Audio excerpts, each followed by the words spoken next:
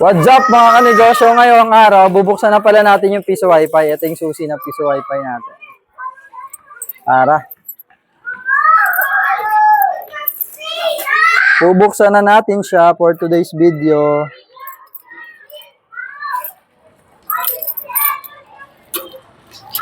Ito din pala yung yung isa sa mga automated business natin. Kasi ito, kahit hindi na bantayan, kahit bariya-bariya lang, kumikita din naman. Ayan. Itong frame niya, ginawa ko to, benelding ko lang to.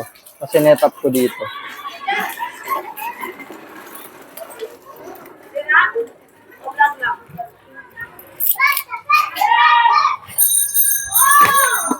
Ayan. Bigat. Grabe, punong-puno na. Dami, guys. Tingnan nyo, guys. Dami, ah. Bibitangin na natin to.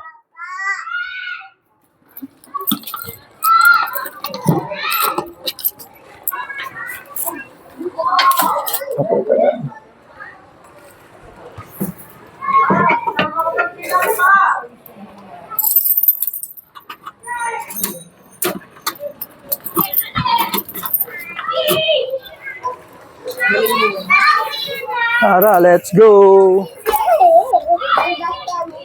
Tara!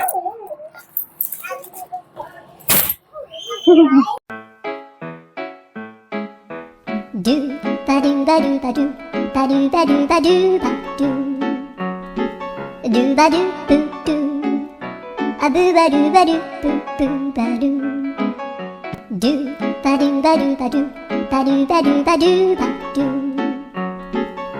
ba do boo do a boo ba do boo boo. A few moments later. Ayan, tapos na din kami magbilang. Bali, ang kinita ng piso wifi namin, mga kanegosyo, 2,067 pesos. Mga kulang-kulang 3 months din to kasi hindi ganun kalakas kasi medyo bago pa lang. Naninibago pa yung mga customer. Pero pag dumami na yung mga customer, mas malaki na yung kikitain ng piso wifi business. Tsaka depende din sa lugar. Kaya sa mga gusto din kumita, gamit yung internet ninyo, click nyo lang yung link sa baba o kaya message nyo lang ako para matulungan ko kayo magkaroon din ng ganitong klaseng negosyo. Internet nyo lang yung kailangan tapos magkakaroon kayo ng business, automated business din. Kaya di nyo nabantayan. Kung gusto nyo pa kumita ng mas malaki pa dito, meron pa akong isang business makakatulong sa'yo. Ito yung RevShare Affiliate Marketing Program. Dito, tinuturo namin kung paano i-promote yung product, tapos magkakaroon ka ng commission. Gamit lang yung cellphone. Ayan.